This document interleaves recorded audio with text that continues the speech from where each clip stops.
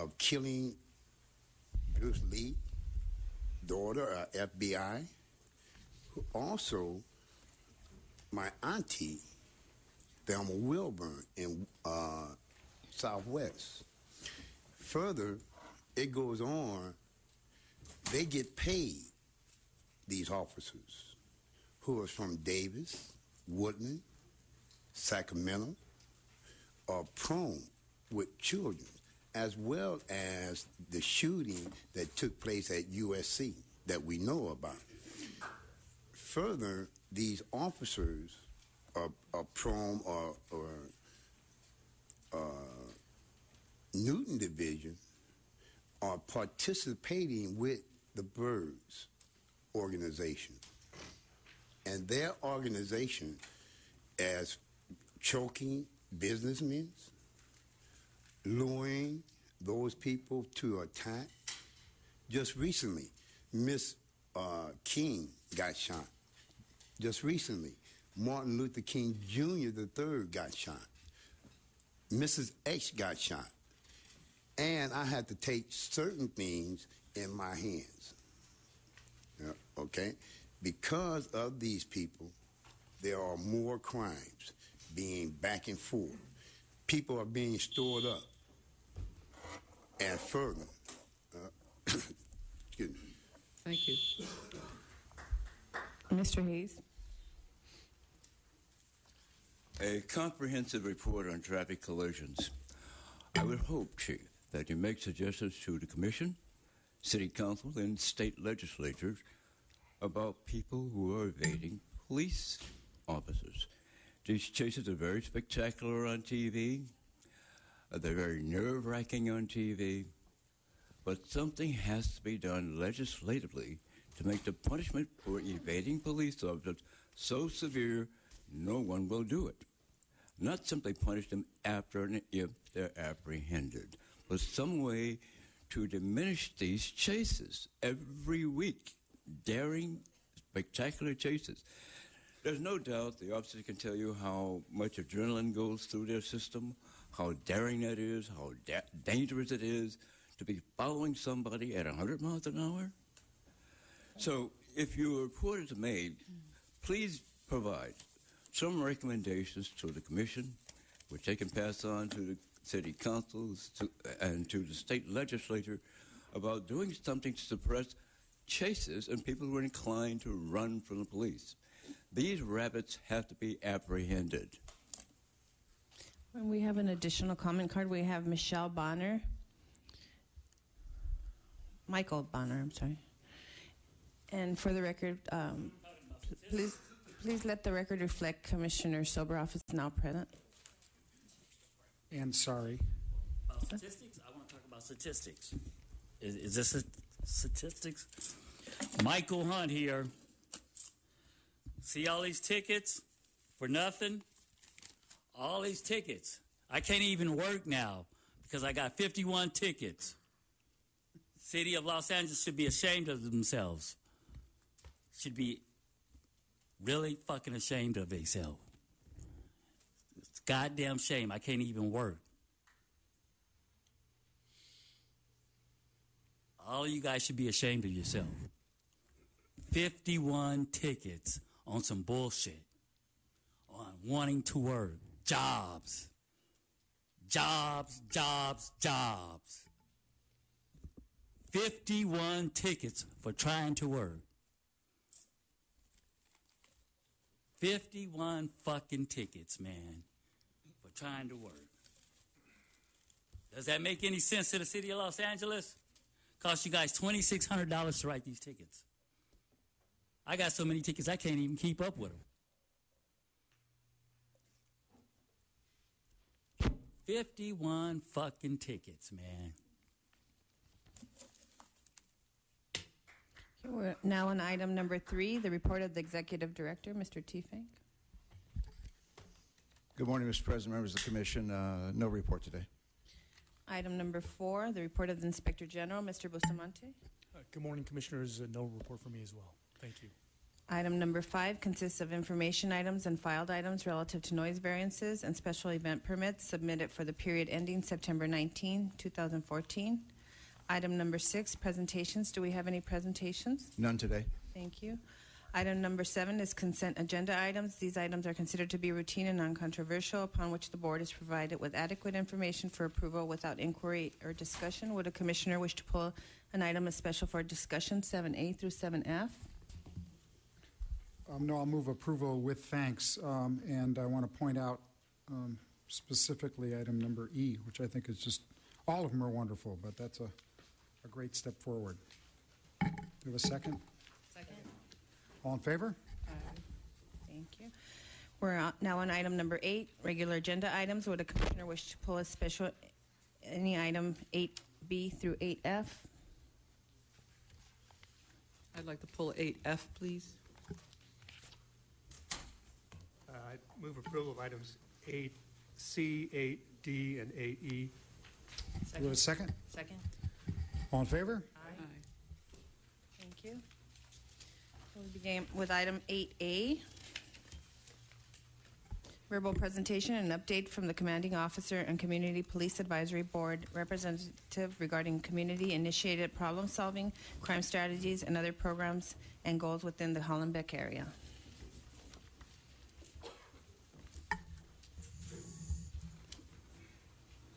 Morning. Good morning, Mr. President. Good morning, Commissioners. Good morning, Chief. I'm very pleased today to present on Hollenbeck CPAB. It's a program and really a board that has really changed over the year that I've been there. We've gone much more than just a police advisory board to really becoming more of a proactive action board. Saying that, I'd like to introduce to my left, to your right, is my CPAB co-chair, Margarita Amador. Good morning. And then to her left is also CPAB member Linnell Sanchez, who is the committee chair for our teen CPAB.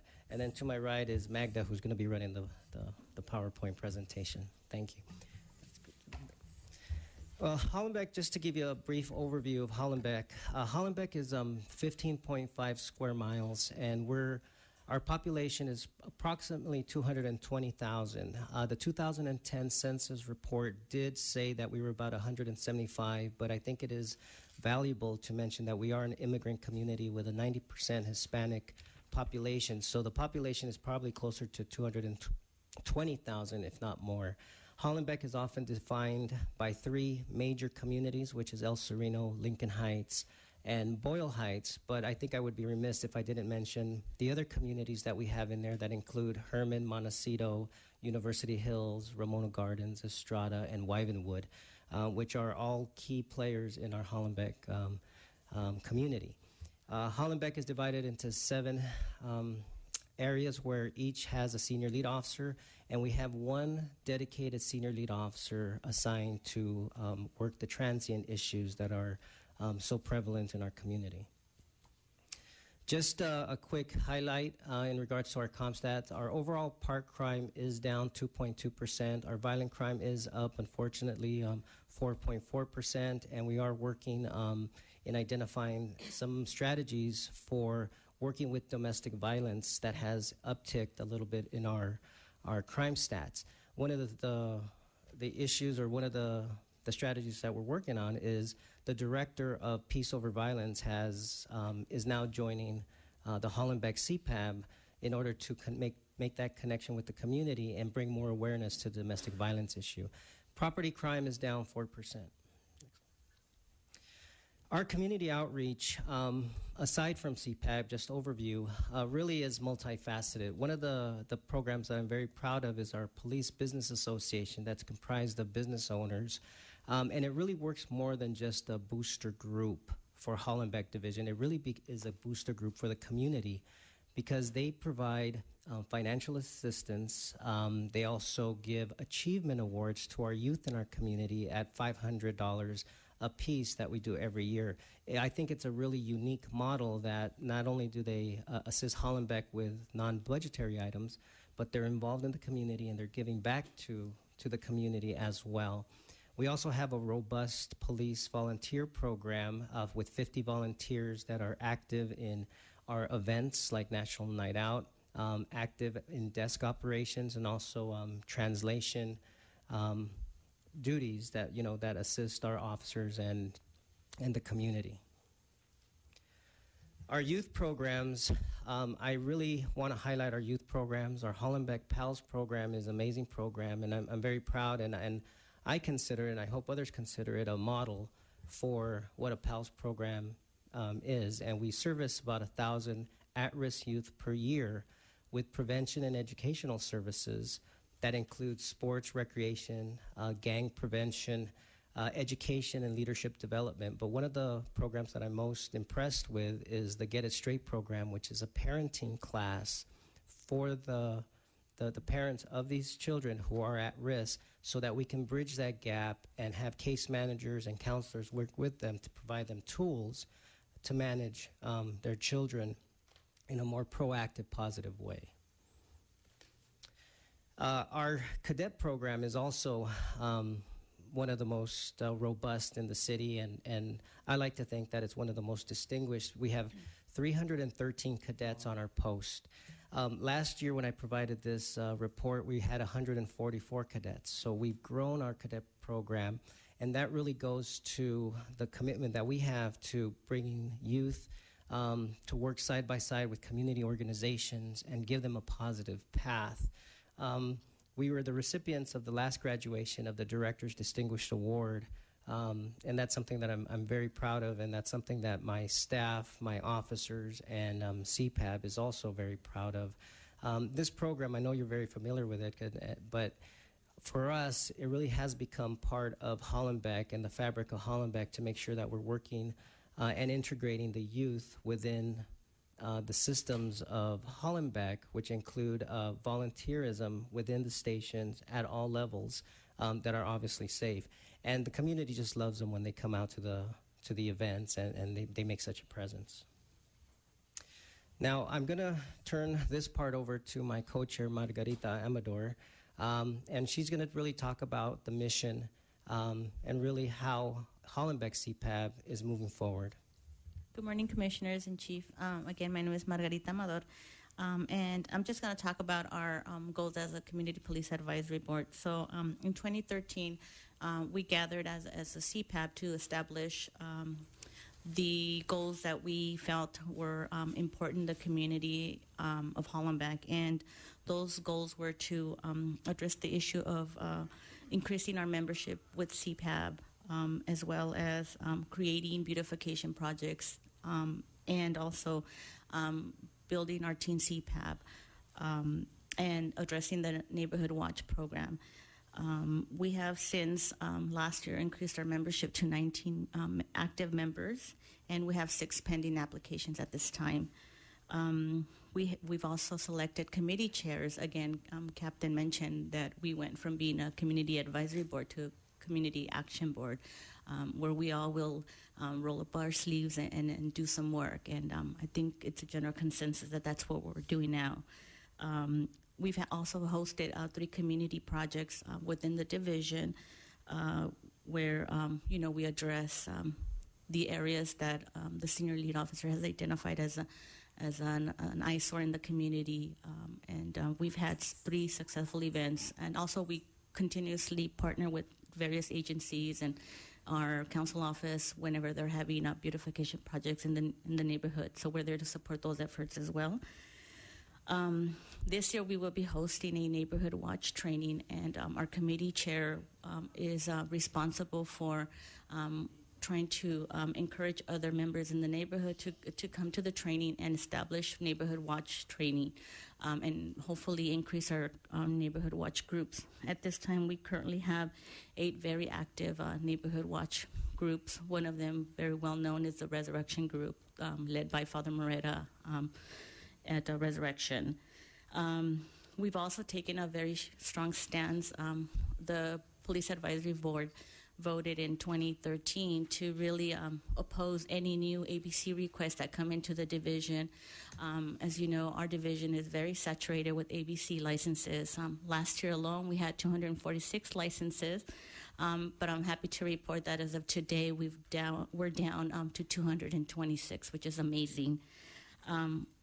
Me as a co-chair, I make time to attend every zoning hearing when there's a license request and speak before the hearing officer and really make a stance that we will no longer allow any new licenses to come into the division. I think we've had our share, and and I think we're doing a great job in reducing those numbers.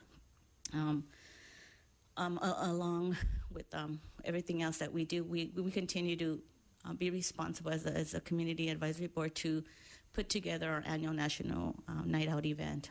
And every year our event grows and grows. And I think we do a great job in getting the community, the youth, to come out and really take a stance against crime and support the department's efforts in reducing those numbers. Thank you so much. If I could just add a little bit, can we go back one? We made it a point also to partner with some of the local organizations that have the youth in mind. I mentioned PALS, and Ms. Sanchez is going to talk a little bit about CPAP, but we also partner with the Speak Out Against Bullying, where we support the bullying program that is against that type of activity. So I wanted to make that also, make a point of that. And there's about 8 schools and more coming along the way that we participate in and make sure that we have an active role in just bringing more positivity to our youth committee. Yesterday I spent the morning in Hollenbeck and did a ride along and then stopped in. And when I was there, I saw some cadets actually, working, being interned. And I mentioned it to I chatted with him for a second, and then I talked to the sergeant that I was spending the morning with on the ride-along, Eric Martin, and he told me that he was a cadet for 6 years before joining LAPD, starting when he was 14. And I asked him, I said, well, why'd you join the cadet? Now he's a sergeant with the Los Angeles Police Department. It's a big deal. And I asked him, why he joined, and he said that his folks and his neighbors felt that the influences on him were so horrific in one direction that this was a different option, and so he chose that option, and all the way through to sergeant. Pretty cool. Yeah, Sergeant Martin is an outstanding sergeant, and we have. He said nice things about you too. Oh. Is that on the record? Oh, he said I'm off the record. Thank you, Mr. President. Do you want to touch a little bit on the accomplishments? Oh, sure. CPAP has also, again, we've partnered with our local neighborhood council in trying to support the department's campaign on the Lock It, Hide It, Keep It. So we've successfully, again, had our neighborhood council in Boyle Heights as well as Lincoln Heights financially contribute to purchasing steering locks that serve more really of a deterrent, and also the screws that are special for the license plate. So that's, a campaign that we've been able to partner with our local neighborhood councils and work in partnership with the department in order to continue to push that message about hiding, locking, and protecting your belongings. It's still, again, a problem, but I think if we continue at that pace, eventually everyone will understand how important it is.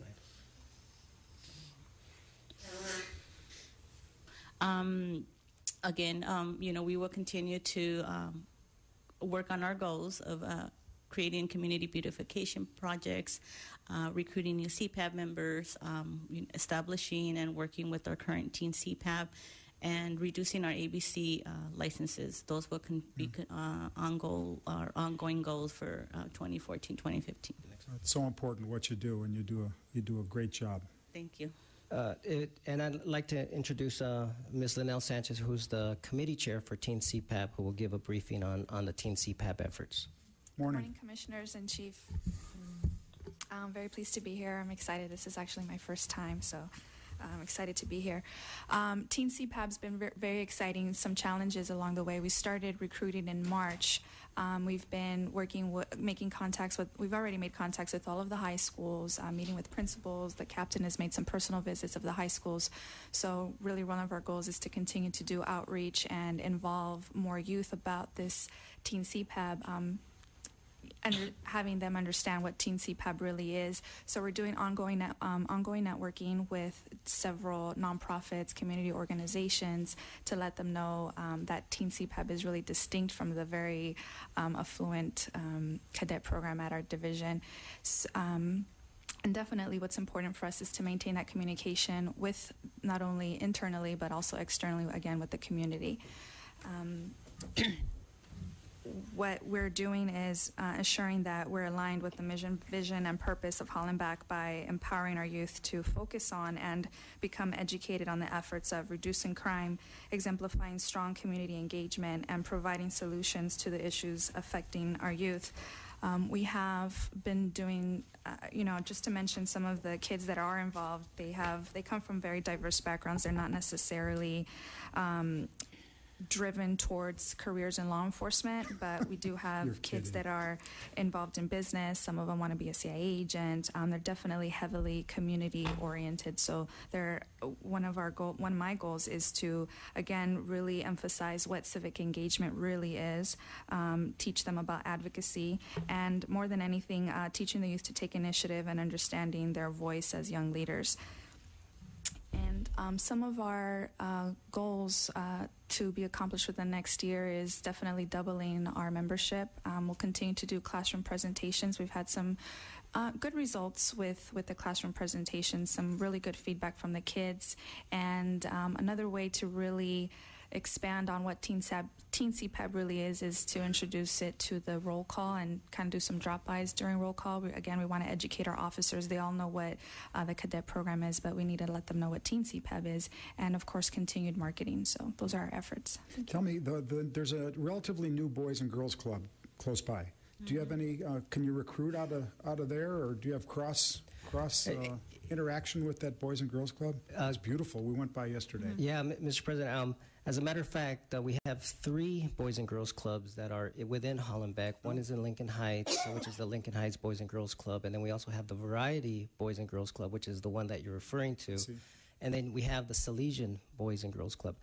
So in saying that, the answer is yes. 2 of the directors of the Boys and Girls Club are applicants right now to join my CPAB. So that's going to be a bridge in order for us to recruit young men and women for our Teen CPAB, which I think is very exciting. Good. Thanks for what you're doing. Thank you. So really looking forward to 2000. Oh, I'm sorry. Oh, wait. Go ahead. So looking forward to 2015, we want to continue our recruitment efforts. One of the things that I really pride our CPAB in is the diversity that we have, not only in race and ethnicity, but really about different mindsets. We have community organizers, activists, business people, students, different economic, social, statuses, and that's something that I think brings so much more to the CPAB than, I just think it brings a lot more to the CPAB. The community service projects have been really successful. Our goal was to have 1 a quarter, and we've done 3 so far, and we've partnered, like Ms. Amador said, with 4 other organizations to participate, where we're actually rolling up our sleeves instead of sitting and just talking about the issues. What is it that we can do as a CPAB? Growing our Teen CPAB is another issue that we're going to continue to look forward to in 2015, and really continuing to change the culture of it being an advisory board to an action board, which has really taken some ground, and we're really moving forward in our discussions as what we can do as a CPAB versus just asking us or telling us what the problems are. So, the next one. So if there are any questions, I'd be happy to. I always go back to the restaurant bar issue. So you're working to not to go to meetings so that they don't give new licenses. Right. how are you dealing with those restaurants that turn into bars at night? And it happens, where I do my work, that may or are not, I did a ride-along, that aren't as responsible as maybe some of the other restaurant bars that have licenses. And then the other part of that is, you have new things going on. Some people call it gentrification. You have young people coming in, opening up restaurants, bars that want to contribute to the community. How do you balance that when they want to happen in Echo Park, when they want to be responsible and serve beer and wine with their food? One of the things that we had a discussion at our last CPAB meeting is in the stance of not supporting any new licenses coming into the community because of the oversaturation. However, CPAB has also decided that we are not going to take a stance in regards to the person-to-person transfers of the ABC licenses that exist already. The other issue that we discussed at the last CPAB meeting was the request for upgrades from going from just a beer and wine license to a full service. And that's something that we are going to continue to look at on a case-by-case basis, because your concern, Commissioner, is exactly what the CPAB was talking about, is that we don't want to shut the doors, and we don't want to be unbusiness friendly. We want to make sure that the community continues to thrive, but we also want to be responsible. So even though ABC has the final say, we do have the CPAB have these discussions. We have input from the community that comes to it, and then we decide whether we're going to prepare a letter to ABC in support or not. And then, as Ms. Margarita Amador has mentioned, she will go and represent the voice of CPAB at the commission hearings. And absolutely, our community right now is going through changes and transition. The Sears building itself is being renovated with living spaces, retail space, and actually we also just got a Starbucks in our community on 8th and Soto, which there was resistance to it. And although that has nothing to do with the ABC, but is an example of the growth that's going on in our community that has such a long tradition of holding on to what we believe in. So as a CPAB group, these are the issues that we discussed. We've also had different presentations at CPAB that come and talk to us about their proposals. Sears came, Vallarta Market came, and then I've also met with different organizations that do exactly what you said, Commissioner, that will come into the community and open up overnight like a party. But in that case, that's where the enforcement arm works with our vice unit. And we're very proactive with our social media to make sure that we're ahead of the game. And then we're very proactive in reaching out to the organizers before it happens to make sure that, one, if they have the temporary ABC permits or not. And some parties have not happened because of that, and some of them have, but in working with partnership with the police department. And I hope that answered your question. I think where we were challenged is we knew at the end of the day that the council office is going to support something, but the being at the table with those bar owners or who's ever applying for a license and listing, what are they called, requirements? The conditions. The conditions that the community wanted to see. A success story, I think, was El Mercadito. That is, they had 5 existing licenses on one piece of property. We were able to reduce it to 3. And we were able to impose conditions on existing licenses in order for them to basically solidify what their vision was for business. So we were able to work responsibly with the community, and that went over well. I have a question. Go ahead. Good morning. Good morning, Commissioner. Clearly, you all are having a great impact on the community. I'd like to go back to the issue of the domestic violence. You'd said that that violent crimes was up, and that the issue around domestic violence maybe was up a tick. Does the CPAB in your community deal with domestic violence at all? What we're doing is we are starting to deal with domestic violence. As I mentioned, the Director of Peace Over Violence has now become a CPAB member. And the vision for that is to educate the community on the issues of domestic violence. Also, Hollenbeck is going to be sponsoring in October a domestic violence symposium with the director of Peace Over Violence, our detectives, and also Barrio Action, who is also involved, so that we can have a reaching effect in the education aspects of domestic violence. So we recognize that this is an issue. In dealing with the domestic violence issues, we've also have invited our Victims Assistance Coordinator, Ms. Paula Ramos, to have input on how we can better address it. And that was one of the suggestions as we roundtabled to do. And I think one of the things that is most important is that for us it's a huge step to have the Director of Peace Over Violence partner with Hollenbeck in CPAB to keep this issue in the forefront so we can try to get ahead of it. But I guess what I'm asking, because as I looked at your 2015 goals, I'm just trying to get a handle on whether domestic violence falls within the portfolio of a CPAB. It will, just like it will. Yes, Commissioner, it will.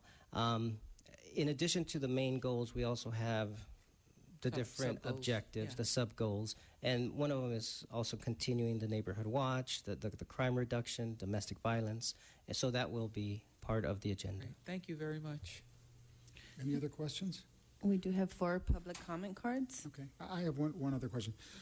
I can imagine that information that comes from the CPAB, from the teens and from the adults, is of interest to the department in itself, just to keep your fingers on the pulse of what's going on. And 2 things that came to my mind just in my tour yesterday is one is Hollenbeck is a probably ground zero for stolen car drop off. Where people, not that they take them from there, but they drop them off there. And does that kind of stuff, does that come up and rise to the level where you guys can communicate on specific issues? The other one was just extortion of businesses for protection by the gangs. It just seems like during the day, all day long, they just go do their collections to leave them alone at night. And I just wonder if you guys air these these kinds of issues, and is it helpful to you as, in the department to hear from them as well? Oh, absolutely it is. I would be remiss if I said it wasn't. One of the goals is not only to be proactive, but also listen to the concerns of the community. And these are issues that affect our community. You're absolutely right. We do have cars are stolen within Hollenbeck, and they are dropped off from all over the city, almost all over Southern California. We get cars dropped off within the area, and we have a very good working relationship with TRAP and the auto detectives, so that we can, and our neighboring agencies like the East Los Angeles Sheriffs and then Vernon PD, because it affects a region as opposed to just one particular. In regards to the extortion, yes, we have seen that, and when it affects a part of the communities and it's brought up within CPAB. Local businesses that are getting hammered. Yeah, well, they would be hammered. Yeah, I have to agree, yes. Pressured. There might be pressure. But we also have, in addition to CPAB, when it's brought to our attention, we also have the senior lead officers that are very proactive in having a good relationship with the community. And then I also have footbeats that work in certain areas, and also the bicycle details. You have a lot of bicycle details. Yes, that we're trying to move forward in them being more proactive and getting to know the businesses, so we have that comfort level of communication and we can address that. I thought there was great communication between the community and the officers on the bicycles and on foot patrol and the cars. I mean, I think that part of that's a result of all the hard work you guys are doing. I just want to add one thing that I think is important to share. The captain mentioned, social media is one of our tools that we use. Our social media for Hollenbeck is quite impressive. It's a really unique means of communicating. It's also an anonymous way of communicating. Okay. Tell us about it. So the captain will probably talk a little bit more about the one that was established with the senior lead officers, that one online program that's a pilot. Yeah. What we did is we established one of the issues that was brought up in CPAB was the reluctance of people to meet with the police within their neighborhoods. So we did an assessment of how we can better address this. So through the Community Relations Office and also through CPAB, we started a pilot program called the Online Block Captain, where we utilized and we were trying out different websites like the Nextdoor.com or a Chatsy, where it's a blog, and it's an interactive blog where we can have basically office hours on the internet, and we can discuss the crime issues that affect a certain area. So the senior lead officers within their area would spread the word, would also give the passwords out to join the blog, and we can discuss crime information, much like at a neighborhood watch meeting, but we can do it online, and then we can address the fact that a black and white is not parked in front of somebody's house and they have a little reluctance to do that. We also have like many other divisions, we have Facebook, we have Twitter, we're starting the Instagram, and what we try to do is we try to put out useful information, and we also try to put real-time information of things that are happening. If there's a perimeter, just to get that information out. We talk about it at CPAB all the time to try to spread the word. It's really appealing to the younger generation, too. Good. Thank you. Well, thank you so much for your efforts, and anecdotally, or what I've observed, at least from our clinic's interaction with the Hollenbeck community, is that you've done such a tremendous and effective job at building positive relationships with the immigrant community. It's largely immigrant community, and so I just wanted to add that to further those efforts. I hope that Captain Baeza had received our invitation for this sort of official celebration for our immigration clinic, and I make sure to get all of your email addresses to ensure that you get that invitation. Hopefully you'll come, and Mission Dolores and Homeboy Industries will be represented there, and I think it'll be a good celebration. Thank you, Commissioner. Chief, you want to? Just a couple of follow-ups. One of them is obviously the police department takes extortion very seriously, and when it's reported to us, and we hope that reporting increases, we launch major investigations and people go to prison. So for anybody that is listening, if you are a victim of the crime of extortion with a gang member, there are a number of ways you can contact the Los Angeles Police Department, some of which Martin has just put forward, and we take those crimes very seriously. The other is just to kind of put it in perspective. The commission gets presentations by our local areas, and every one of these area captains really is a chief of police in a large part of the city. If Hollenbeck was a city in the state of California, it would be within the top dozen municipalities. These are very, very large, very complex commands that require a lot of effort, and I truly appreciate the involvement with the community. And Hollenbeck has a long tradition. The original PAL programs for the Los Angeles Police Department started in Hollenbeck. Hollenbeck has been tied to its division, its police department, for decades, and I'm just very proud of the work that goes on there. Thank you. Thank you. We do have the 5 public comment cards. Okay. We have Monica Harmon, Martha Cisneros,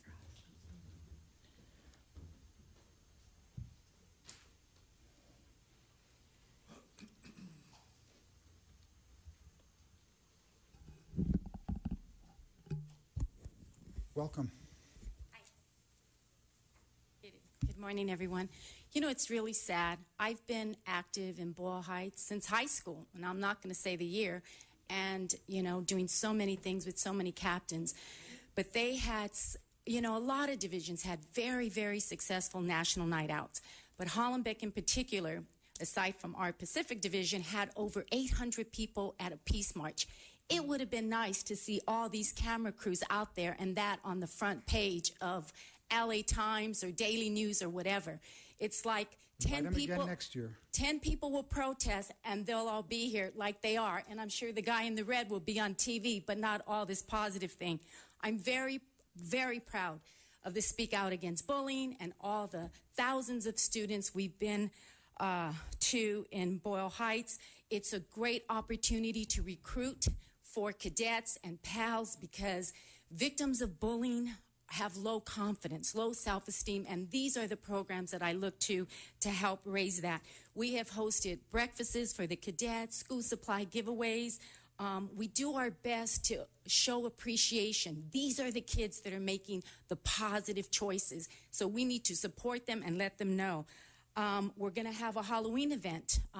Safe Moves, which is an organization, and Hollenbeck and I are going to put on for this guy. Never mind, I'm going to hold my tongue on that. I'm very proud of the Shell gas station. It was only 7 of us a couple of years ago. Shell gas station on 4th Street wanted to go to hard liquor. They already had wine and beer, and we said no. We walked in with 7 community members and like all their corporate lawyers, and guess what? We beat that battle. So it's not all about money. And I have a newsletter that I send citywide, and I always have my East Side group because I think communication is key, and supporting your officers is also key. And I think overall the majority of the city does do that. Thank you. Thank you very much. Welcome. Good morning, Commissioners, everyone, Chief. I've made a few notes. Thank you, Captain Baeza, for being warm, from the get-go, warm and welcoming when you first came on to Hollenbeck. And I also appreciate all that is being done in reference to the liquor licenses, the illegal vending, and our youth, etc. So many things, our bike guys, our senior leads. Thank you. And also, I agree with all the positive changes that are being done in our community. Thank you. Thank you very much. The next 3 speakers are Terry Wilburn, Ted Hayes, and Jabril Mohammed. Welcome. I'd like to elaborate a little bit on the crime status from my understanding that's out there. I'm not saying that the program is not up to par, but there is a lot of crime out that way. I bring back zillions of kids each week, 65, or their parents from Chicago who are stored up. They're then taking in various different places, and that's kidnapping, where the solving of the problems, they're not solving it. I'm reuniting these people with their families, even with the children and the park directors, who goes out there from Los Angeles, but they wind up in various different places. And more so, there is a bunch of rape and crime out that way. I know for myself since 2007, people being paid and to move and lock up the various people in Baldwin Heights and various other parts of the communities that the program captain expressed it. Initial problems, we need to look at that. I like the program for the children to advance themselves because they go on my ranches to learn. Plus, they go in Chicago with the officers to learn, because there was 22 every 2 minutes murdered children. Now, we're not even really looking at it, but it's a new program, plus the documentation of those programs. And I must leave, and thank you very much. Ted Hayes.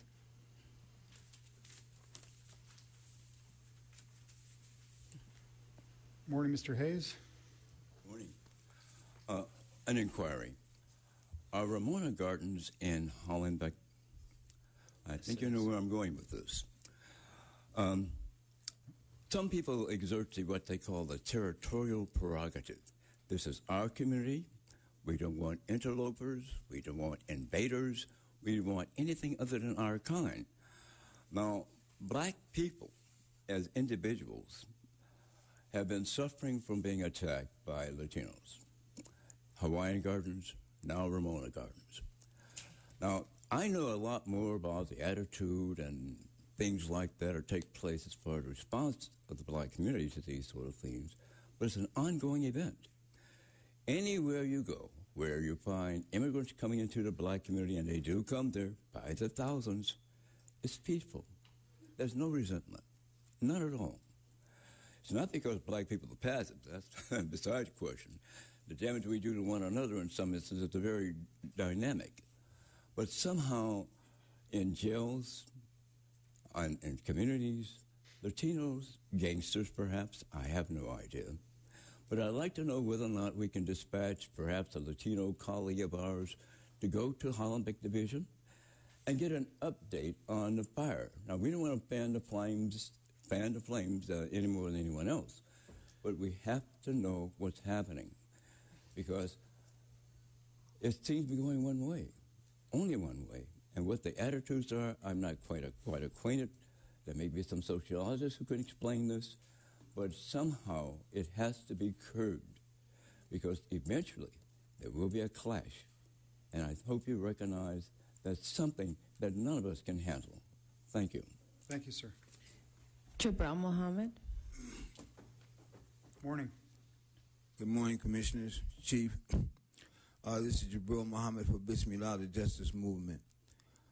This is in regards to regular agenda items in terms of community-initiated problem solving and crime strategies and other programs and goals. Now, this is a program that I'm suggesting. The report that we just received they spoke in terms of reluctance of the people to meet and interface with law enforcement. When this program, I'm calling this program the phone drone. And what this program does, and we pray that the commission supports it in a major way, is allow the community to actually, with some certificated authority, interface with the local law enforcement, maybe CPAP. It may be people that are not interested in being members of CPAP, but are also interested in curbing all types of violations on the part of not only themselves, but law enforcement. So we have the phone drone, and what they do is they monitor the conduct and activities on the part of law enforcement per se, because we know that the community, even though we give good reports in terms of our relationships with CPAP, we know that the community is strained at this point with law enforcement. So we need to create an atmosphere of healing and let them know that, hey, you have a part to play in instigating justice. And so this is the part that we are going to budget for the sake of making sure that you play a part in seeing to it that right is right and wrong is wrong. So this is merely a suggestion. This is called the phone drone. Thank you, sir. And that is the final card on this item. Next up. Thank you. Thank you. Oh, thank you very much. We're now on 8B, Department's verbal presentation and discussion regarding the status of the department's traffic safety strategies. And we do have one public comment card on this item. Morning.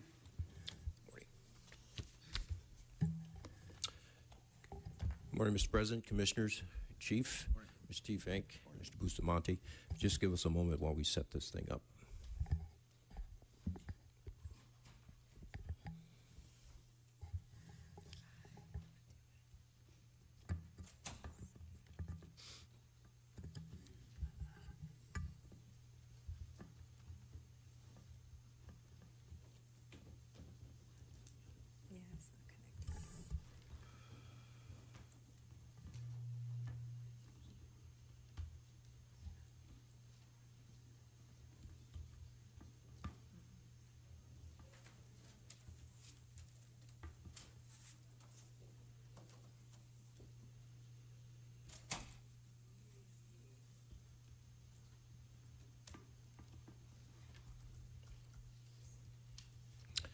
Okay, we're going to start, and we'll catch up with the slides.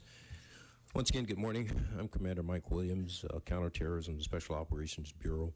We're going to be presenting an update on our traffic plan. Counterterrorism Special Operations Bureau encompasses Emergency Operations Division. Embedded within EOD is the traffic coordinator. So that's one of the ancillary responsibilities that we have. I also have with me the 4 traffic captains. Captain Ann Young, who's seated to my left. Captains Ryan from VTD, Captain Rolando Solano from West TD, and Kathy Meek, the CEO of STD. Did you guys all stay over down here last night, or did you drive in this morning? Drove in this morning. A lot of traffic. Yeah, no traffic. Took me an hour. Just give us one moment, please. Take your time.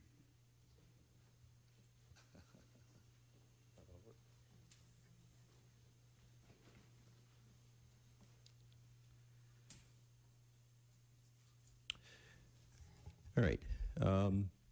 During the past 11 years, the department has achieved a very credible success in crime reduction. However, there's been a minimal reduction in traffic collisions. So at the direction of the Chief of Police, January of this year, we pulled together the Community Traffic Impact Team. That team included representatives from the business community, the bicycle community, nonprofits, Los Angeles City Department of Transportation, the mayor's office, council members, and the school police. Statistically, traffic collisions for 2014 year-to-date are up 33% compared to 2012, which was down 5%. However, we've made considerable success in the area of hit and runs. Year-to-date, down 9% compared to 1% 2012. Motor vehicle versus PEDs are up 3%. So we're struggling in that area. Motor vehicle versus bicycles are down 5% compared to 3% 2012. What we've done is we've included traffic in our CompStat. Every Wednesday we bring in a geographic division or a bureau, and we're asking questions about serious traffic collisions, our K injuries, which are individuals that are killed, our A injuries, which are hospitalizations. 2014, as far as our overall motorcycle versus PEDs, motor vehicles versus PEDs are certainly down this month. As I said earlier, the focus was on the very serious traffic collisions, such as the hit and runs that involve injuries and fatals. We set a goal of reducing that category by 5%. We set a goal of reducing all pedestrian injuries by 5% and all bicycles by 5%. And we're doing extremely well in those areas. Some of the strategies we've employed have to do with enforcement, which is the first strategy. What OO has done, Office of Operation, is they've loaned 103 police officers, P2s, from the areas to buttress or help traffic divisions deal with intersections where we have serious traffic collisions, A's and K's, and bicycle injuries as well as deaths. We're holding the commands accountable for their enforcement practices. We've employed predictive policing efforts. We've also done something unique, which is to use Air Support Division, the helicopters, in dealing with traffic issues. Street racing, for example, is becoming quite a problem in both the valley as well as the west side. So what we've done is we've put a traffic officer in the helicopter with the pilot as well as the traffic or TFO, the tactical flight officer, and so the traffic officer in the aircraft will communicate to the officers on the ground and advise them when they have a viable citation, and they cite those individuals, impound their vehicles, and et cetera. So that's one of the strategies we've employed. We've also taken the assault with a deadly weapon crime out of the traffic divisions and placed that with the divisional detectives.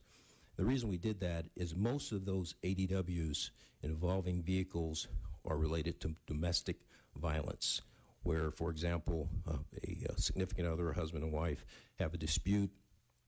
One of the other parties gets in front of the vehicle. They're struck by the vehicle. That's technically an ADW. But on balance, very, very few of those are actually crimes where there was an intent to injure a person with the vehicle. And by taking that crime of ADW with the vehicle out of traffic divisions, that's allowed traffic to focus on traffic violations. We're also looking at the hit and run reward program. The department is working with the CLA, the CAO, and the City Council to author a new ordinance and policy to implement that particular proposal. I know in Central Division in particular, there's been some complaints from the community that we, as the police department, were issuing a lot of pedestrian citations and not talking to folks and educating them. So what we've done is we've ensured that officers have a device to provide a warning to violators, and to date, we've issued 10,890 warnings to traffic violators. That's as of January 1 through 9/16. So that's been a pretty successful program in educating the public. In the area of collaboration, Senate Bill 99, which is the active transportation program, and that's a program that has been moved forward at the Department of Transportation, which focuses on safe routes to school. We participated with DOT in helping Miss Margot Ocañas write the ATP grant. That grant was successfully given to the City of Los Angeles Department of Transportation, and over the course of that multi-year grant, there's going to be about $22 million available. And our interest in that has to do with our opportunity to further educate the public about traffic safety. So it's been a great collaboration between our partners at DOT as well as the school police.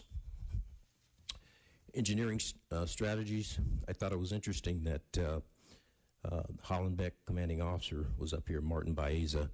He's done a yeoman's job of furthering traffic safety in the area of engineering.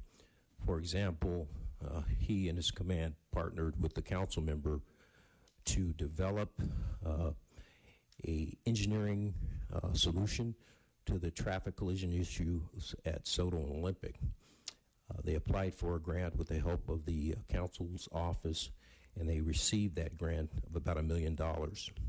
And what that grant is going to do is going to place speed bumps in those areas of Olympic and Soto to slow people down. And also, there are going to be crosswalks that have the surface embedded yellow flashing lighting. It's very expensive, but studies across the country have shown that it's very effective at getting drivers' attention. You'll see them at the city of Glendale. They have them on Brand Boulevard. It's a very effective engineering effort. We're also developing an app. One of our young officers at, I believe he signed to West LA, very, very tech savvy. What he's done is started to put together an application for the phone. And what individuals and communities will be able to do is they'll be able to go to this app, and it's geo-coded. So if you're in West LA or Pacific, you simply go to that app. It indicates where you're located. You can scroll down on a drop screen, and it'll answer questions about what you have to do to make a traffic collision report, where you have to go to do that. There's going to be parking issues involved. And just as importantly, particularly on the west side, it's going to have the road closures and the streets that have been closed where traffic's been diverted. So that technology or initiative should be out within the next month or two. Education, we're excited to report that, and one of the reasons I have Captain Young up here is because I want to publicly acknowledge her efforts overall in our efforts with reducing traffic collisions, but in particular, she's taken it upon herself to get real actors, not police officers. I love my brother and sister officers, but people don't care that there's a talking head with a uniform on. They're not going to listen to it. But what we've been able to do is we've gotten 3 A-list actors to do 3 PSAs.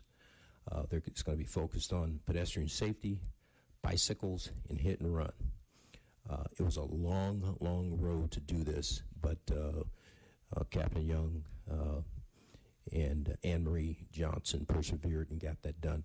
And Anne-Marie Johnson, for those of you who don't know, she's involved in the movie industry, producer, actress, and a very, very ardent supporter of the department in traffic safety. And so together those 2 individuals got that done. And we'll start shooting, I believe it's at the end of this month. So you'll be seeing those out. We've also been successful at getting AEG to come up with some time on their flashing billboards to put PSAs out as well. And we're still exploring other avenues as well in terms of educating the public. So in summary, traffic, it really is everyone's responsibility. I know the chief talked about the goal as a department of 2014 is being the year of traffic, but every year is a year of traffic.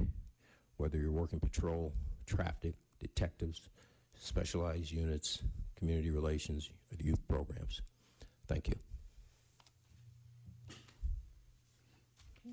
There's a PowerPoint. Captain Young, did you want to make a few comments? Just to kind of echo briefly what the commander was saying, we will be shooting starting this weekend, our first PSA, and for the next 3 weekends. And we hope that through our initiative and the work with Anne-Marie Johnson, we're able to get these PSAs aired at the given time and not 2 or 3 o'clock in the morning. So we're going to be working with media relations to make sure that we can get these PSAs out when we think our target audience is listening. I just got a tweet from TMZ. They want to know who the actors are. So due to contractual agreements, we can't reveal that at this point in time. I bet you TMZ will have it. They have it. I'm sure they do. Thanks for the report. I'm sorry. I'm sorry, Commissioner. Just one thing. In terms of our I just want, for clarification, everybody understands that a lot, if not probably 80 to 85% of our vehicle versus PED accidents, we found that the party at fault is the PED. They're wearing dark clothing at night. They're walking outside the crosswalk. They're darting across the street. And the only thing that compounds it is certainly the community members that decide to leave the scene rather than render aid as required by the law. So that's going to be a big focus of our education piece, to inform people about their responsibilities to stop and convince them you're better off stopping, because 80% of the time it's not their fault. I'm sorry. Go ahead, Commissioner. Thank you for the report. I realize that the engineering strategies can't be implemented unless the City Council approves, correct? And so, what's the status of those requests, and how far along do you think, or how likely is it that those strategies will be implemented? Yeah. In terms of engineering, we're working very closely with DOT. We have a very, very close working relationship with them, and they're the ones that really deal with the issues in terms of the council improvement and approving the changes and what have you. But I will say that so far we've been very successful. Again, you look at Hollenbeck, that was an initiative, joint initiative between Captain Baeza and his council office, and they were able to get $1 million grant to fix a real problem intersection. Great. Thank you. And we do have one public comment card. We have Mr. Ted Hayes.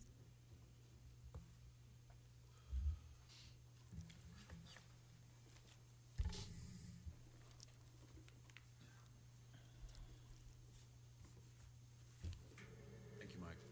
Thanks, Mike. Improved Thank you, Captain. crosswalks. Every modern country has had the crosswalks we're currently putting in. I hope you've noticed that in your travels abroad.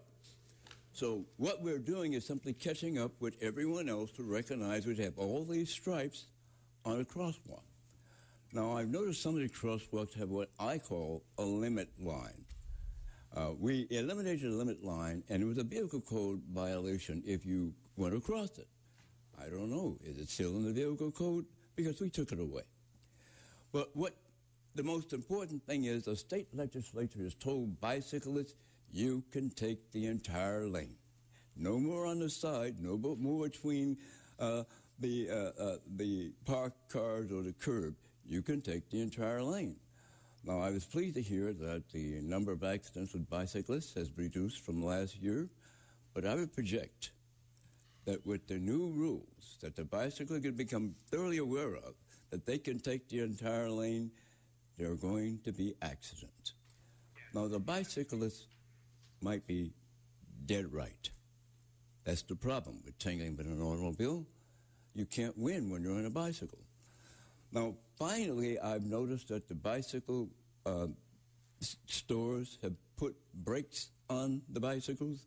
Yeah, they were selling bicycles with no brakes. And also the bicycle had a engaged gear. You had to pedal backwards to stop the thing. Anyway, the bicycle is going to be the most dangerous thing on the road because many don't have any brakes. Many don't have any brakes, and they don't have lights at night. And I heard nothing from traffic addressing the new rules with the bicycles. Thank you, sir. Okay, we are now on item number 8F. Department's report dated September 18, 2014, relative to the personnel selection criteria and process audit, IAID number 13-059.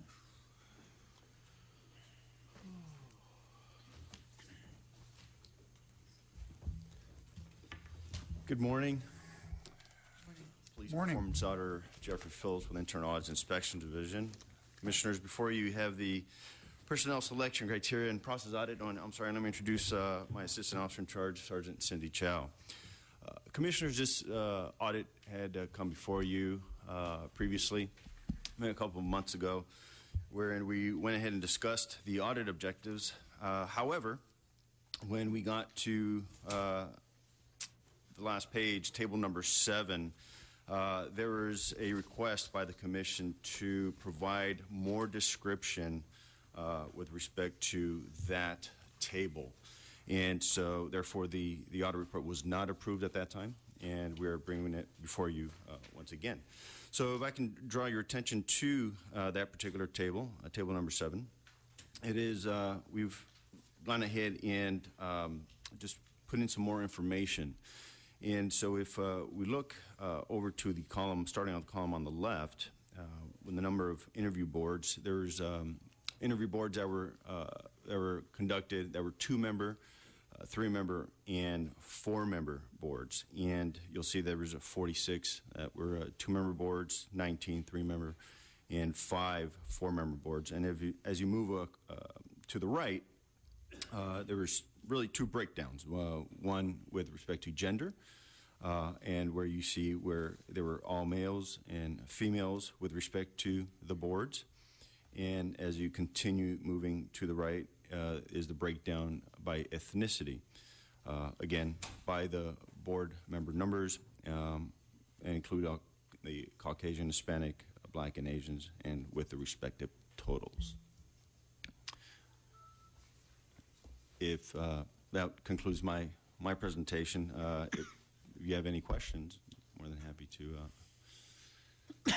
I read this table, and I I convinced myself that I was interpreting it incorrectly. Okay.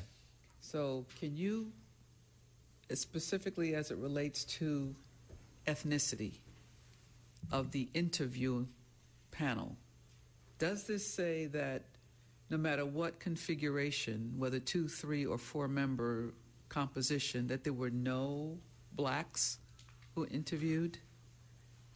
You did not interpret that wrong. That's correct. There were That no. is correct. Yeah, that is correct. There was no. And there's one Asian.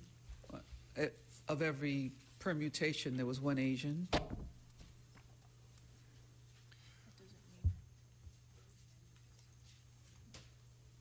Right. So the boards were not encompassed by all black. Mm-hmm. Right. Okay. Not that there weren't any. That's what I was, okay, so that's what I'm saying. I convinced myself that the conclusion I had reached was incorrect. Right. Okay. So can you now I'm not exactly sure if what I'm looking for then is on this table. So I remember when we talked about this before, what I was trying to get a handle on was of the interviewing boards, how many of the boards were racially diverse and in what configuration. So what we have here is just when they were the same ethnicity. Right.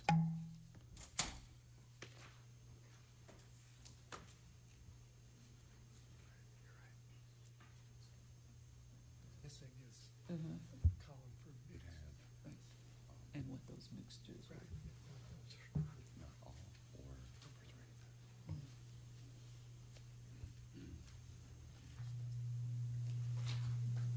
Right. So in all the other boards, you had members from each ethnicity that partook in the actual as a board member. So these are just those where they were all Same with a ethnicity. respective ethnicity. All the other ones were mixed. Were mixed. Were diverse. And so there is some mixture. And is it possible for us to see the metrics on that, on those, which is really what I thought we were getting at? We talked before about there being on some occasions that there was no ethnic diversity, and sometimes there were same race, same gender. So you've given us that.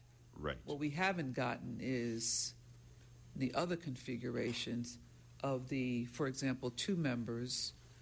What percentage of the 2-member interview boards would have been comprised of Latinos, Asians, blacks, whites? So this chart probably should go out a little farther. So I'm sorry. In how many of them were comprised? So I think I understand. Let me try. So in this chart, there are 2 columns. One is for boards where they're same gender, and one is for boards where they're same ethnicity. And we are looking for 2 more columns, one where the board has more than one gender and what those breakdowns are, and one that has more than one ethnicity and what those breakdowns are. Yeah, Am I getting that? They're asking for the Question? breakdown of every board. Right. In this table, where it indicates for ethnicity, say the 2-member board, there's 21 that have the same ethnicity. So with the total of the 46, there's 25 that were diverse. Right, and They what want we'd another like to see breakdown of those. breakdown Of those 25. see the display of those 25 matching this. So that would be a very extensive table, and we can certainly do that. Sure. Would you like that? We could go ahead and draw that up and provide it to Mr. T-Fank. Okay, we can do that. Good. Any other questions? Okay, do we have a motion to approve? We do have one public comment card on this item. We have Jabral Mohammed.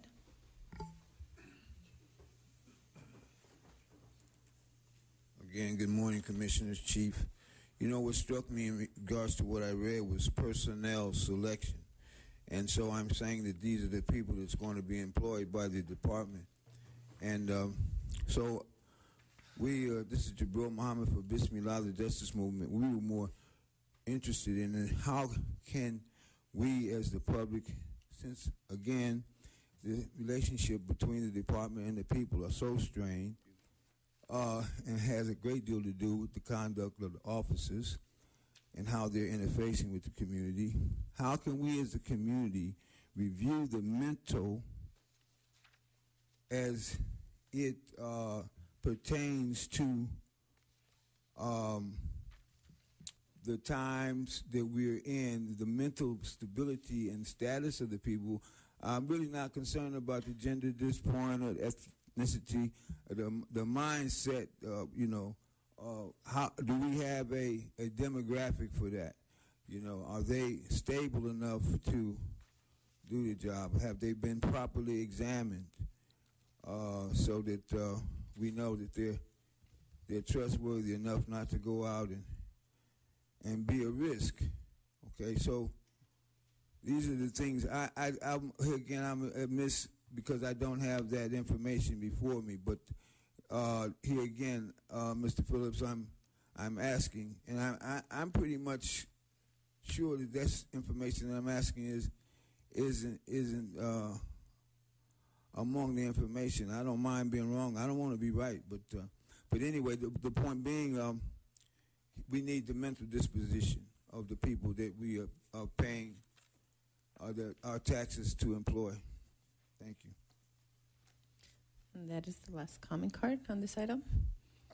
So you're asking to hold this until we get the final chart. Is there any disadvantage in doing that? Is there anything? My understanding is that we pretty much have that table, and we can go ahead and move that forward to you. Okay. My question is there an advantage to moving the issue and getting it off the agenda versus just waiting until we get it all done at once? I mean, do you? Yeah, if you're okay with the report and you're just asking an additional request for that other table, we could go ahead and submit that to you separately. Will that be submitted during commission? Is that? Go ahead. If I may help, sir, you have two options. One option is to approve the report that's before you today with a request that they issue a supplemental document, which we would then attach to the file. The second option is to continue this item until it comes back with the additional chart that they've indicated they would be able to do and approve it at one time. If I might just offer, the reason I jumped in before was because, like Commissioner Madison, I found the chart in the report we have today very confusing. It took me a long time to figure out why I was confused by it. I did finally get there. So when Commissioner Madison was describing what she was looking for, it made sense to me because I had, on my own, figured out what I was looking for. Because of that confusion, my suggestion would be, if Commissioner Madison agrees, that we continue the report, we hold it, that we not approve this report until we get the chart that makes sense to us. I don't think there's any particular harm in this report being held. And it seems to me, if we're going to approve it, we ought to have included in it a chart that makes sense to us. Yeah. And we don't know what's in that chart. That is, there may be data in the chart which raises questions that we want to pursue. And my guess is Commissioner Madison feels the way I do, which is we ought not approve the report till we have that data. As long as there's no downside in not approving the report and it isn't hurting anything else, I would totally agree with you. So what I'm thinking, because I don't think it is going to be just one chart. I think it's going to be quite a few. I think what we'll do, we'll just add it as addenda to this report. Bring it back. And bring it back. Great. Okay. And so I think the motion. So first of all, you have interpreted exactly what I said, what I wanted. There's no motion to not. You just You're just going to bring it. The only motion would be to continue, awaiting the Motion department's. to continue? Sure. Okay, Yeah. sorry, go ahead. You want to make the motion, Paul? I move we continue. Okay, okay. All in favor? Aye. Aye. Good. We'll get there. Thank you. Step by We're now step. on item number 9, public comment. We have 16 public comment cards. We'll begin with Carl Williams, Jamie Garcia, General Dogan. Yeah, I'm sure. Go ahead. Carl Williams 3. is not here. Oh, Jamie she wants to go Garcia, General Dogan, Go ahead. Gilbert Salcido, It's just public comment. That's a city attorney. Carlos. Good morning. My name is Jamie Garcia, and I'm an Can you hold on organizer. Jamie, can you hold for 1 second? Sure.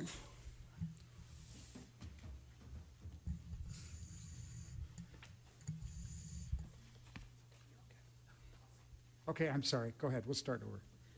Good morning. My name is Jamie Garcia, and I'm an organizer with the Stop LAPD Spying Coalition. Over the last few months, we've become a part of the drone-free LAPD No Drones LA campaign. We've spent the last few months crafting spaces to share with the community of LA, 1, what a drone is, 2, the history of LAPD's interest in drones for quite some time.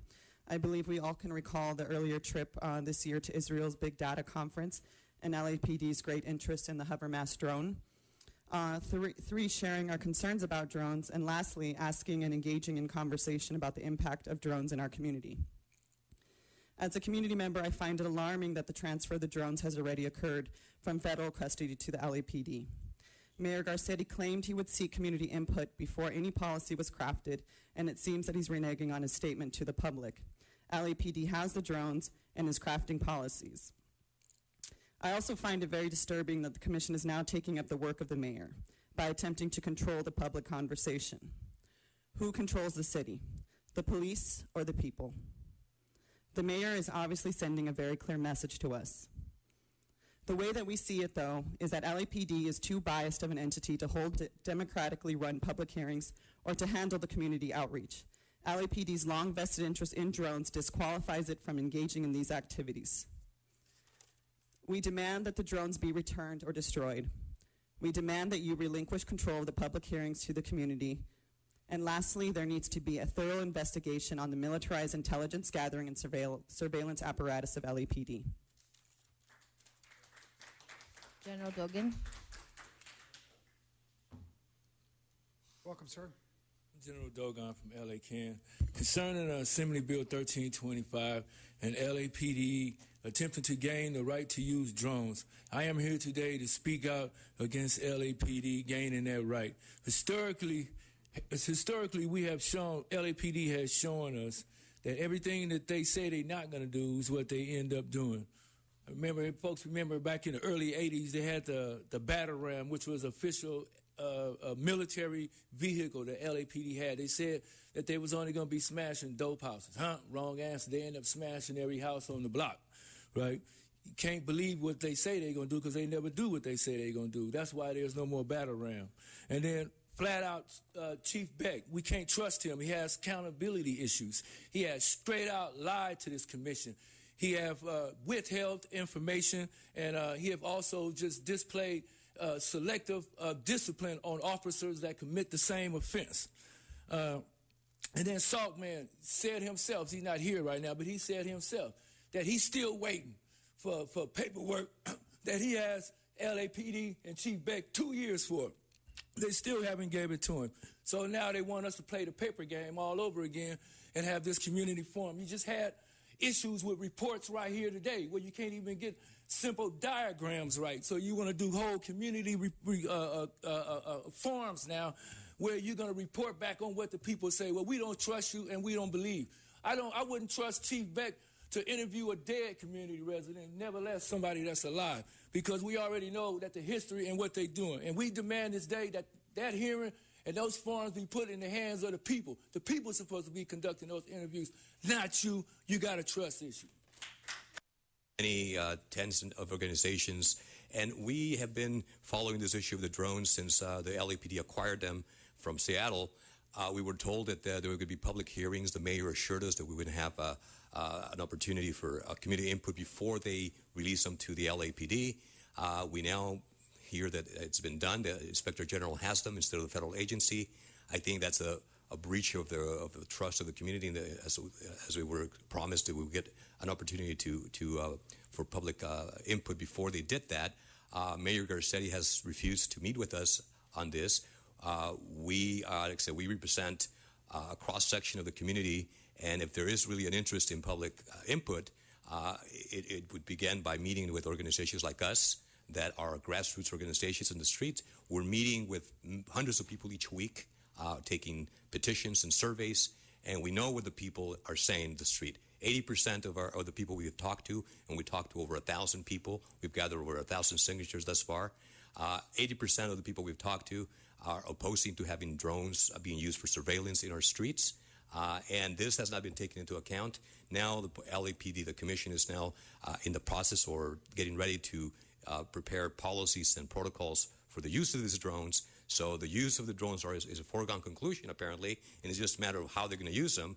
And at this point, there's still no public input from the community. I think that's a gross violation of their trust, and I think we should backtrack and return those drones to at least to the federal government and possibly destroy it before we have any protocols being put in place or anything. We should get community input. Thank you. Walter. Good morning. Just a couple of statements and a few questions. First question, this is directly to Chief Beck. When you made the trip to Israel and they showed you the preciseness and the effectiveness of the weapons that you went to see, when you came back with this idea of buying these weapons, who's your target population?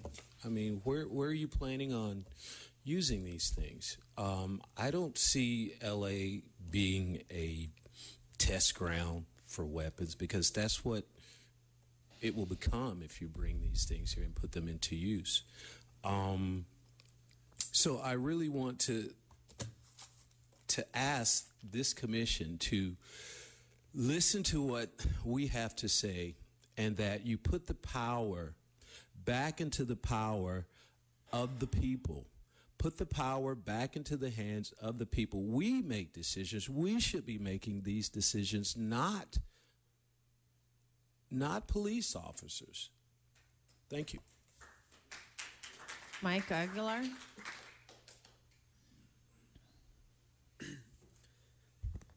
By possessing the drones, you have already gone behind the community's back, and you wonder why we don't trust you. The LAPD's possession of these two Dragonflyer X drones is a direct violation of my rights to privacy. I can see the LAPD's corruption. I feel its abuse, and I am fighting for my community's liberation from your inhumane rule. The LAPD rules with violence, and it is an illusion that what you hold is power. It is not power, but violence.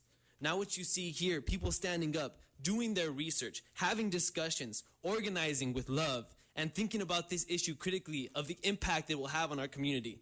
That is power of the people. Showing with our words the resistance to your violence. I reject AB 1327 and its false sense of security that by having to get a warrant for surveillance, we should feel somewhat protected. Glenn Greenwald in The Guardian reported that the Foreign Intelligence Surveillance Court has rejected a total of 0 government applications for warrants. 0 in its first 24 years of existence, while approving many thousands. In its 34-year history, from 1978 through 2012, the FISA court has rejected a grand total of 11 government applications, while approving more than 20,000. And when this became, and I quote our former President Bush, too cumbersome in the age of terrorism, I end quote, our government officials enacted the FISA Amendment Act of 2008, in essence simply legalizing warrantless tapping on Americans. We have seen this play out already.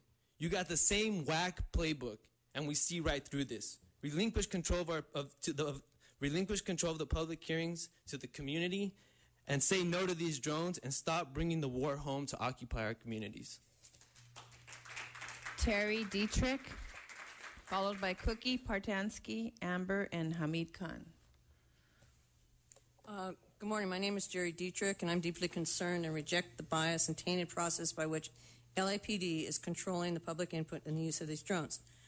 On the September 15th commission, you have a press release that says that you will that the LAPD has begun their community outreach and process for drafting policies and protocols for consideration by the commission.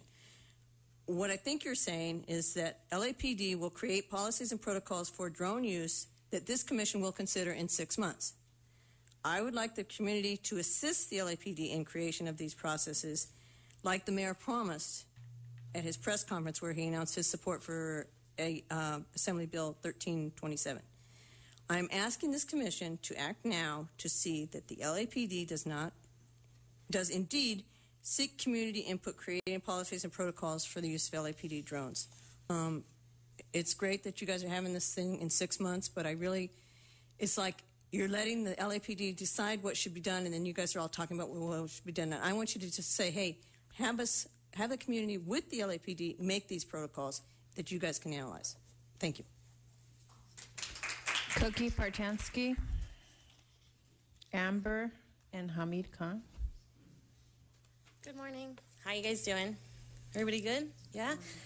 So I'm here with the Stop LAPD Spying Coalition, and we ask that LAPD actually not use these drones. One of the things that the community always asks is to be protected. I will not feel protected when there's a 1 meter by 1 meter drone sitting outside guarding my home. This is a problem with policies by the LAPD. It's mission creep. One of the issues is that we've seen with SWAT. When SWAT was initially started, the idea was that they were only going to be used for limited use. Now SWAT is used to deliver warrants to people's homes. This is an overuse of militarization in LAPD, and just the fact that you guys are seeking to have military-grade weapons that you already have, you're trying to use additional weapons such as these Dragonflyer drones. Give them back. Get rid of them. Don't use them on the community. There is no need for us to have a little Palestine here in Los Angeles. We don't need to have the humming of drones every single night before we go to sleep. I ask that you return the drones back to Seattle or the manufacturer, get rid of them, destroy them, whatever. Relinquish the control of public hearings to the community, and actually investigate what type of military you're using on the community. Thank you. Amber. Good morning. I grew up in Los Angeles. I have lived here my whole life. It is unfortunate that as an educated college graduate, I have no faith in my police department or the system here. The LAPD has ruled through force and intimidation, and now we can add fear and surveillance to that list. Drones have no place here, and most definitely no place in the hands of the LAPD. We as a community do not trust you. We do not trust LAPD to protect or serve us, so why would we trust you with drones? Mayor Eric Garcetti has shown us nothing but lies and manipulation throughout this whole process, and we see right through it. Destroy the drones and focus on your shattered reputation of being peace officers. Emphasis on the word peace.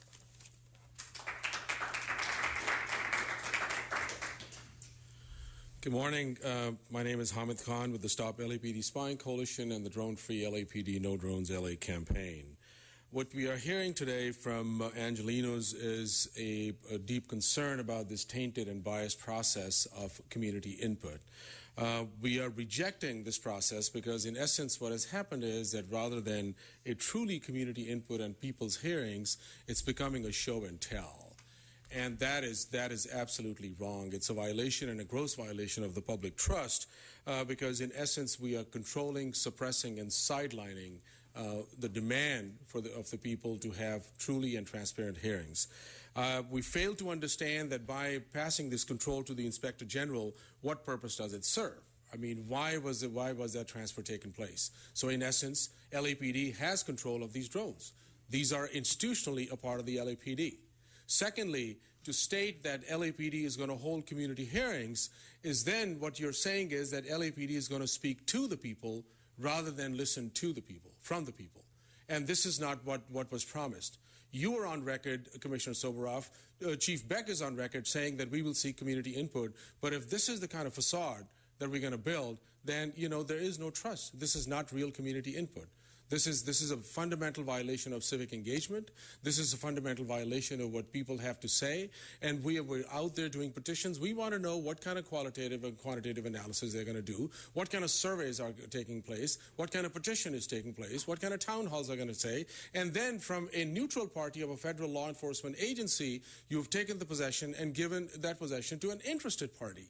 That is, again, a violation of that trust. So what we are demanding right now is that relinquish the public hearings, the people's hearings to the people, give the drones back to the federal agency where they belong, and rather than that, and being stuck on these militarized weapons when the whole country is demanding an end to police militarization, you are exacerbating the situation. And you should hold transparent and true public hearings and give the charge to the people where it belongs. Thank you. The next three speakers are John Y., Ted Hayes, and Kai. Ted Hayes.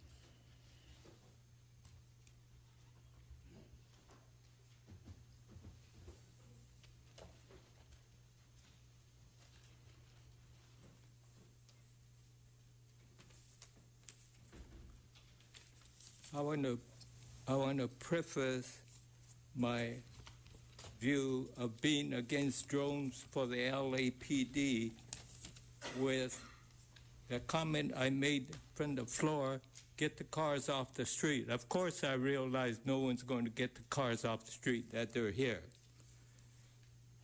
The reason I made that comment is there's a lot of people that Ted Hayes didn't mention killed in car accidents and cars hitting pedestrians. Bicycles do not contribute to climate change as much as gas guzzling cars and trucks and the big oil industries that fuels these cars. Bicycles are much safer for the environment. But getting back to the issue of drones, I'm against the militarization of the LAPD. They're overly militarized as it is.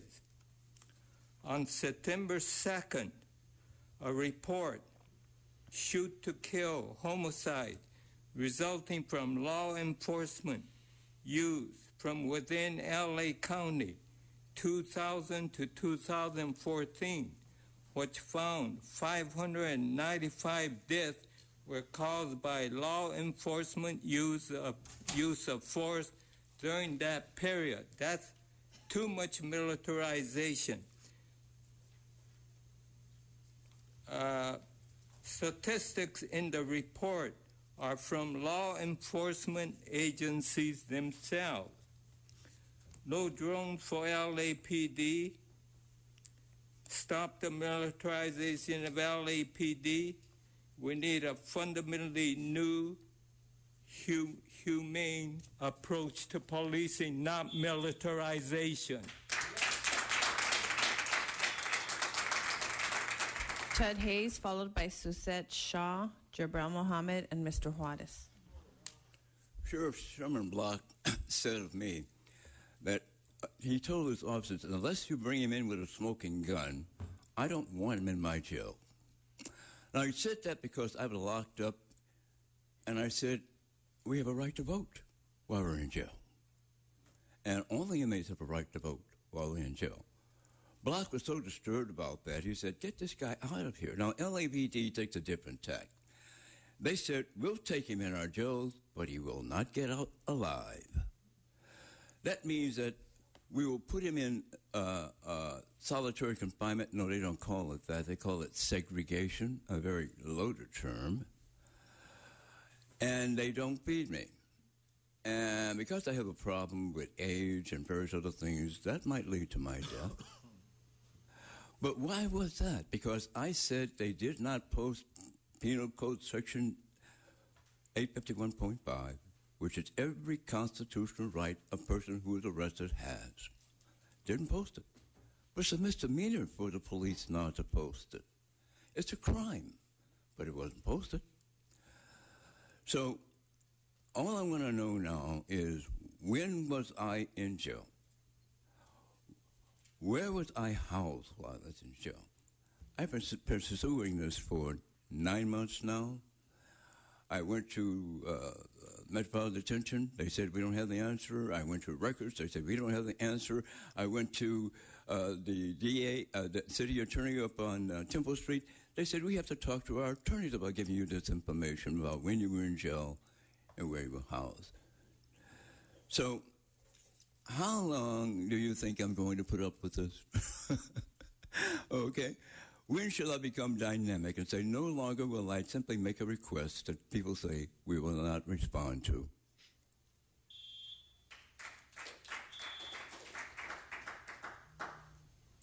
Good day, Commissioners, Chief Beck, and Inspector General Bustamante. My name is Suzette Shaw, and I am a concerned citizen of downtown LA, Skid Row.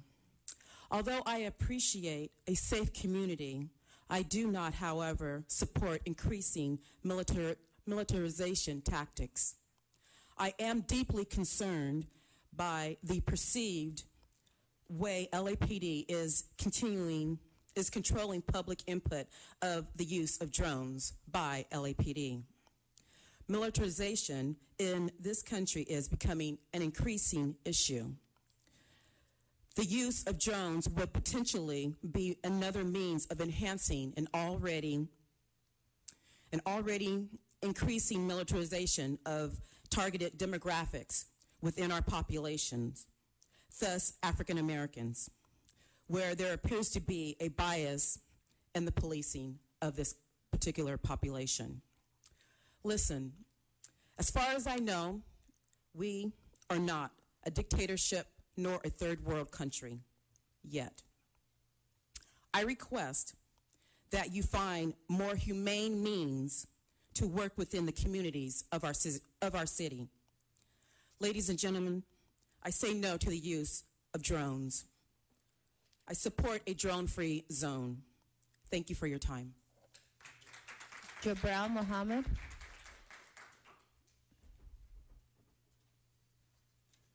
Commissioners, Chief, this is Jabril Muhammad for Bismillah Justice Movement. Let me run this by you real quick.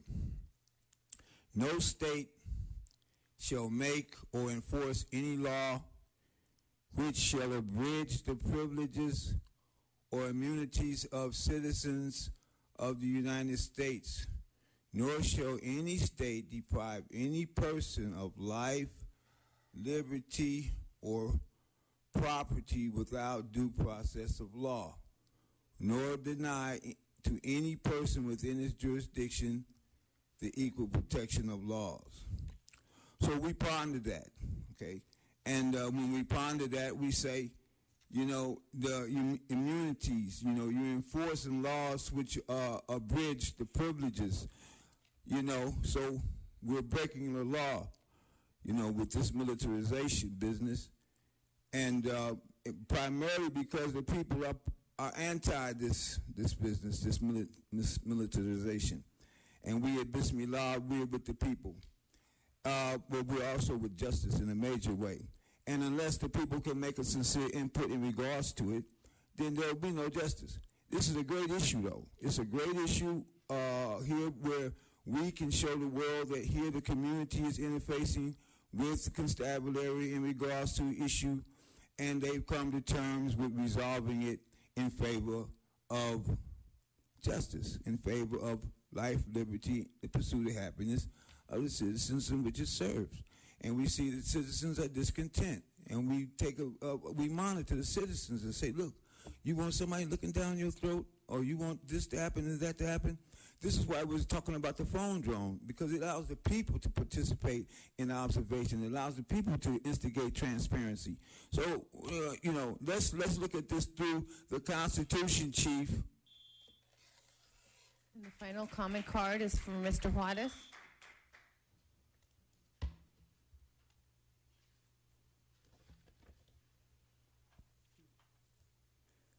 Good morning, Police Commission.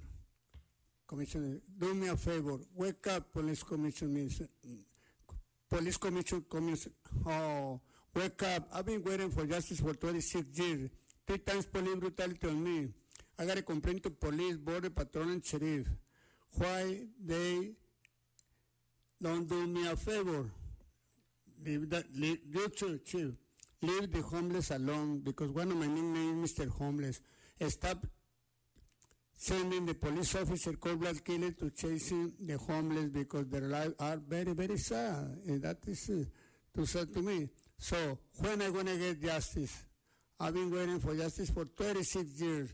20 years when it come to the police commission, and the police commissioners are sleeping. Wake up. You got to go pay for the job. You got to do a better job. Border Patrol sent me to work to the Desierto de la Muerte with my green card in my pocket, and I received letter to the Barbara Boxer office. They say there is no federal violation. That was, and anytime will be attempted murder, and they tried to kill me. 3 times police brutality on me, but they can't stop me. And I'm very sorry, because in 1970, I get out from the police car from Vernon, and I say, bye. They get to sleep, and I made it with the handcuffs. Police Commission no good. Los Angeles Police Department no good. And don't be so cruel, Chief. Stop the cold-blood killers chasing the homeless downtown, because su vida es muy triste. Y Puro Juárez, 3 times police brutality on me, but they can stop me. They want to stop me. They got to kill me. Puro Juárez, Tijuana, Baja California. And that is the final comment card. We are now on item number 10, closed session. The Board of Police Commissioners will now recess into closed session to discuss items number 10A and B in accordance with Government Code 54957.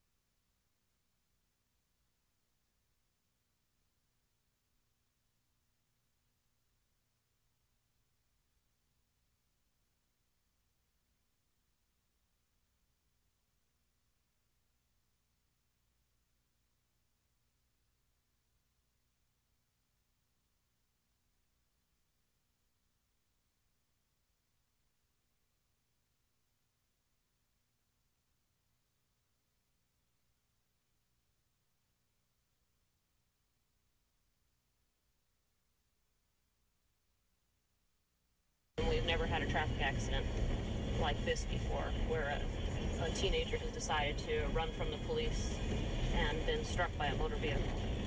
5859 KF 5060, watch 3.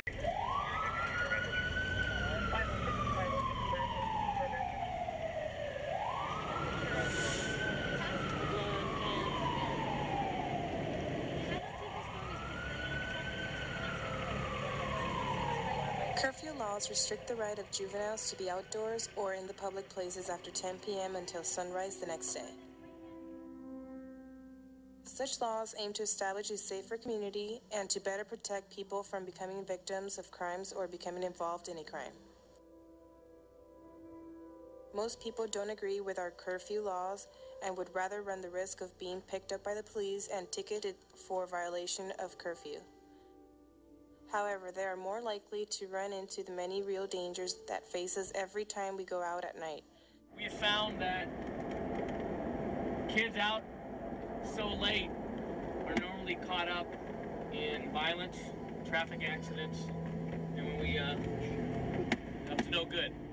Some of these kids still they're not aware of the law, and they're not educated on it. Drinking, drugs, sexual predators, and gang-related activities are only few of the dangers we face regardless of how young or old you are.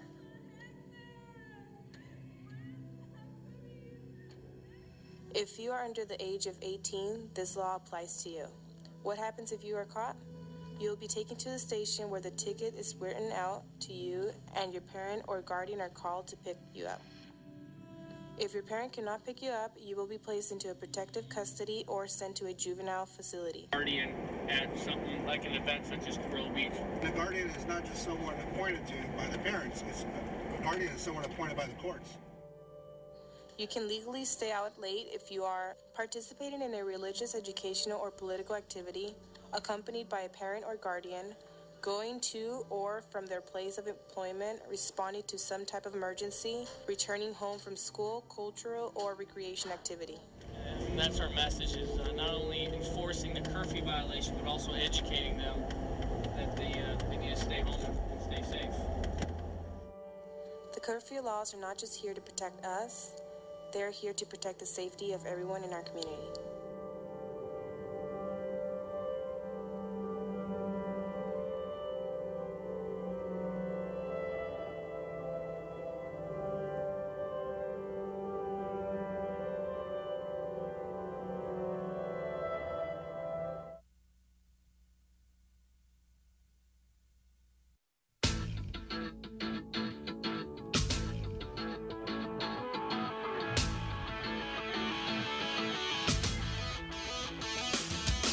The manufacturing industry contributes greatly to the economy of Los Angeles, providing jobs, tax revenue, and generating quality goods that are traded internationally. But manufacturing operations can pose an environmental challenge in our communities, especially as we're running out of space in our local landfills. With the passage of California Assembly Bill 341, many businesses across the state are now required to recycle. In Los Angeles, we've adopted a plan to divert 90% of our city's waste by 2025.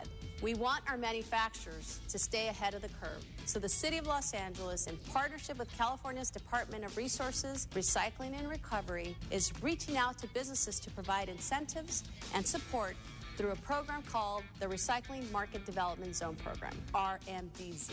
The RMDZ program will help businesses not only comply with the changing laws, but thrive in the new sustainable economy. The Recycling Market Development Zone program provides qualified businesses and not-for-profits with support so they can make better use of recycled materials in their workflow. Participants can take advantage of low-interest, fixed-rate loans to fund up to 75% of the cost of new equipment, working capital, and real estate purchases and improvements, up to $2 million. The RMDZ also provides incentives and technical assistance with siting, writing a business plan, locating feedstock, marketing, and forging partnerships with local resources. My passion has always been recycling.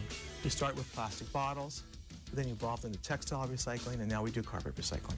No one made carpet recycling machines, so we had to take our machinery and do a lot of work to it. We found out about these RMDZ, Recycled Materials Development Zone loans, low interest rates, and probably loans I could not get going to my bank on my own.